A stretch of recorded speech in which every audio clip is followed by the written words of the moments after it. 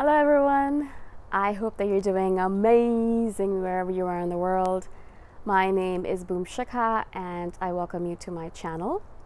As always, I'm so grateful that you're listening, subscribing, and commenting. I really appreciate the support. In this one, I wanted to speak to you about numbing techniques again. I've done a couple of videos, or one or two videos on it, I believe, about numbing and how we use these different techniques to not feel intense emotions. So, intense emotions come up and they come into our heart or into our mind, or we start feeling suddenly something. And because we're so afraid of feeling intense emotions, because we don't know what's underneath the surface, and we want to avoid everything that's underneath the surface, that we start numbing ourselves using different techniques. Like for me, it's eating chips and reading manga mindlessly, not even enjoying the taste of the chips, not even enjoying the feel of the manga and reading the beautiful stories and the color and the art, just mindlessly scrolling through them. Or I used to use a lot of other different techniques when I was younger. And so I wanted to speak to you about, what are some healthy ways to numb yourself, and how I've moved from very unhealthy ways of numbing myself to more healthy ways of kind of not numbing myself necessarily, but taking the time to get ready to feel those emotions, right? And so, as I said, in the past, when I was in my teens, I would say more so in my 20s, because in my teens I was way too busy with school to actually even notice anything. Maybe that was my numbing technique, overworking and overstudying and all of that. But I do remember in my 20s, I used to do many very extremely unhealthy numbing techniques. I was feeling ungrounded. I was feeling lost, extremely lost when I was in my 20s, early 20s, late teens. I didn't know where I was going. I felt alone. I felt like everyone else knew what they were doing. I didn't. And so in order to prevent those fearsome thoughts coming into my head, I would drink a lot of alcohol. I drank a lot. I haven't drank in 10 years now, but I used to drink a lot in my early 20s. I mean, a lot. To the point of blacking out. And it's just terrible. I'd wake up in random places and I have no idea how I got there. Just really horrendously terrible. And so obviously I used to use alcohol. I used to use shopping a lot as a numbing technique. So I used to go online and buy all these things I did not need. I had way too much stuff already, way too many clothes, way too many shoes, way too many jackets, everything. And but I would buy all these things online, and then I would just store them in my closet that was already overstuffed, never wearing them, never using them, and then I'd donate them after 2 or 3 years. Not only that, I would go not only just online shopping, but I'd go shopping. So I'd go to all these malls and I'd pretend like I was just window shopping, but then I'd see something I really liked and it was way too expensive, and I really should not have been spending that money. I should have tried to save it, at least a little bit of it. But instead I spent all this money on stuff I did not need. And eventually I just donated it all. And I think to myself, I'm like, wow, that was such a waste of time, such a waste of energy, such a waste of all of that effort that I spent on making that money just went down the drain. And so that was a big one that I used, shopping, alcohol, obviously. And then I used to use food, definitely. So a lot of carbs. I still use carbs and food as a way of numbing myself. So I used to eat a lot, but I would also eat a lot of carbs in terms of spaghetti, and I used to eat a lot of meat back then. Meat is a very good way of numbing yourself, because it literally doesn't allow you to, when you have all that food in your belly and that heavy food in your belly, it's very hard to feel intense emotions coming up. And so that's a really good way. I used it a lot. And so I noticed now, obviously, I have different ways of dealing with emotions, but back then I did not want to feel anything. I knew what I was feeling. I was feeling lost, and I knew what I had to do is that I needed to find a way back to my soul, my authentic self. I wanted to find a way back to living my authentic life, because I was not living my authentic life. I was living a life dictated by other people's terms. I knew the path to go there. I knew what I had to do, but I didn't want to do it. I was too scared. And so I was numbing myself, preventing myself from thinking, okay, you should actually sit down and do your work, because if you don't, then you're going to be 30 or 40 and you're still going to be living the same life that you hate, right? And that's exactly what happened, was that, I got closer and closer to my 30s, to turning 30, and I realized, okay, this is enough. I've done enough numbing. I've wasted enough time. I can't do this anymore. I have to start changing my life. And that's when I started really switching things around. And a lot of it obviously has to do, and I've told you this before, had to do with meditation. I started meditating, and all of a sudden meditation is like, it just clears everything up from the inside out. And so all of a sudden you want to ignore things, you want to numb yourself, you don't want to feel things, but it just doesn't allow you to do that because it puts everything in just stark contrast. Everything becomes so clear. All of the stuff that's inside of you and outside of you, it's as if it's like shimmering in front of you. It's just so perfectly clear that even if you wanted to ignore it, you couldn't. And so, I started meditating a lot. I started doing a lot of yoga. And as soon as I started doing that, there was a switch. There was just like, okay, I can't ignore it anymore. It's there and I know what it is and I can't ignore it anymore, right?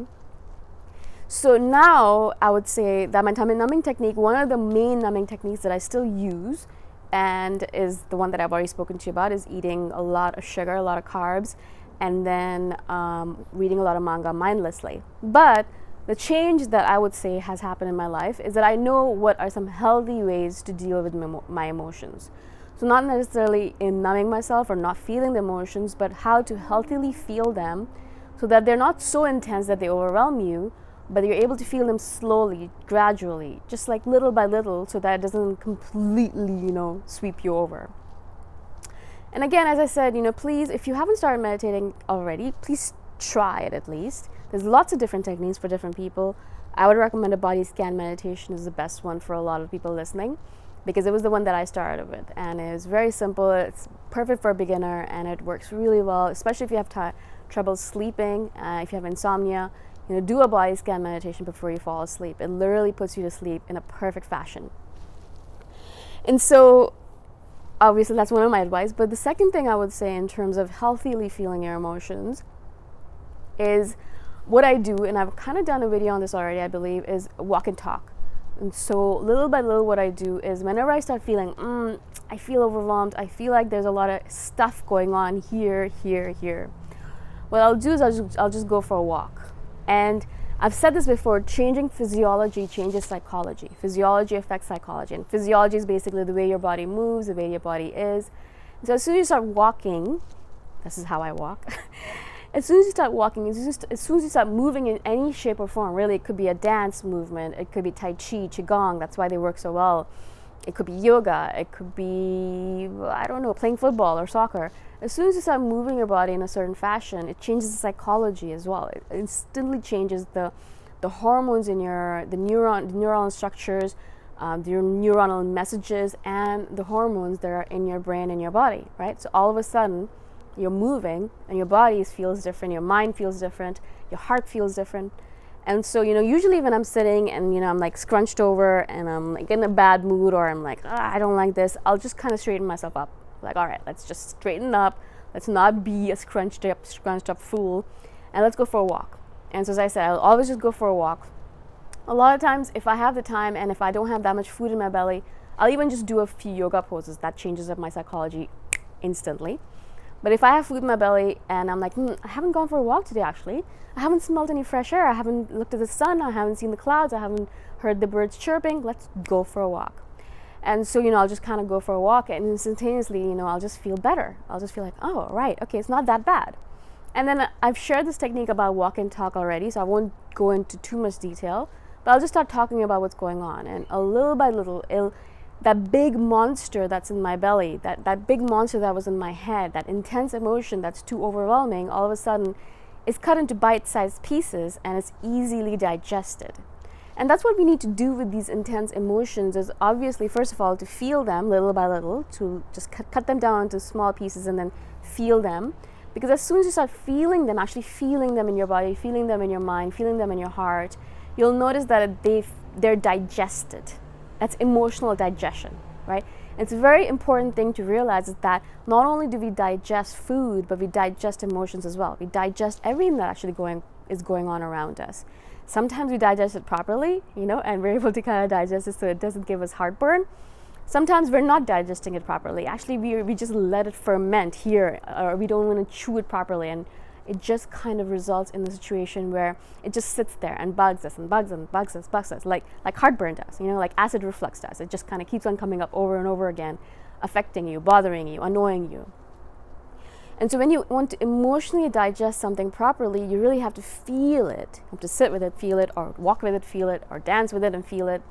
And little by little, you'll notice that it gets digested, so that it gets assimilated into you. You get the message that your emotion is trying to tell you, because the emotion is trying to tell you something. It's not just there to annoy you. It's not just one of those annoying relatives that just comes up and knocks on your door and says, hello, I'm here and I'm here to bug you. No, it has a message for you.